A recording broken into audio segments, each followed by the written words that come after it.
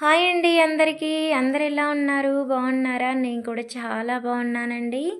ముందుగా అయితే నా ఛానల్ చూస్తున్న వాళ్ళైతే చిన్న లైక్ అయితే ఇచ్చి ఛానల్ అయితే సబ్స్క్రైబ్ చేసుకోండి మర్చిపోకుండా. ఇది సంక్రాంతి రోజు వీడియో అండి. ఇక పెట్టడం అయితే నాకు కుదరలేదు, కొంచెం అయితే లేట్ అయిపోయింది. సంక్రాంతి రోజు ఉదయం అయితే మేము బయలుదేరిపోయామండి. మధ్యాహ్నానికి మా ఆడపడుచు వాళ్ళ ఊరైతే వెళ్ళాము. ఆడైతే ఉరుసు మహోత్సవం అయితే చాలా చాలా బాగా అయితే జరుపుతారండి. ఇంకా పెద్ద తిరణాలనే చెప్పాలి.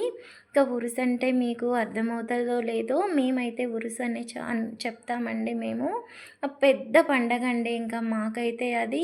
ఇంకా మేమైతే ఆ రోజు పిల్లలందరితోటి అత్తగారితోటి అక్కడికైతే వెళ్ళాం. మా హస్బెండ్ వాళ్ళు అయితే రాలేదండి ఆ రోజు.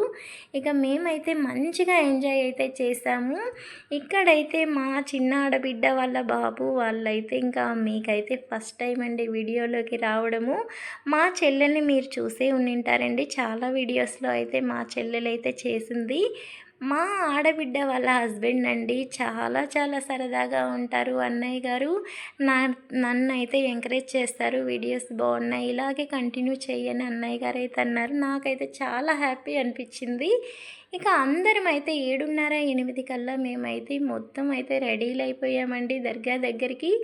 ఇంకా బాబాగారి దర్శనానికైతే వెళ్ళి వచ్చేస్తామండి మేము ఆ రోజు. ఇంకా 9, 10 అయిందండి మేము దర్గా నుంచి ఇంటికి వచ్చేసరికి. పిల్లలు ఇంకా హెవీ డ్రెస్సులు వేసుకోవడంతో ఎక్కువసేపు అయితే ఉండలేకపోయారండి డ్రెస్సుల్లో. రావడంతో డ్రెస్సులు అయితే మార్చేశారండి. మా ఆడపడుచు ఇంకా చికెను పలావ్ అయితే వండిందండి. ఇంకా ఇంట్లో గుమగుమలు ఆడాల్సిందే కదండి చుట్టాలు వస్తే. ఇంకా అందరికైతే తనైతే వండేసిందండి. పిల్లలైతే సరదాగా తినేశారు. ఇక సంక్రాంతి రోజు నైట్ అయితే ఇంకా అక్కడ ఊరేగింపు రంగరంగ వైభవంగానే చేస్తారండి. తెల్లవార్జులు ఊరేగింపు, ఊరంతా సందడి సందడిగా ఉంటుంది నైట్ అంతా.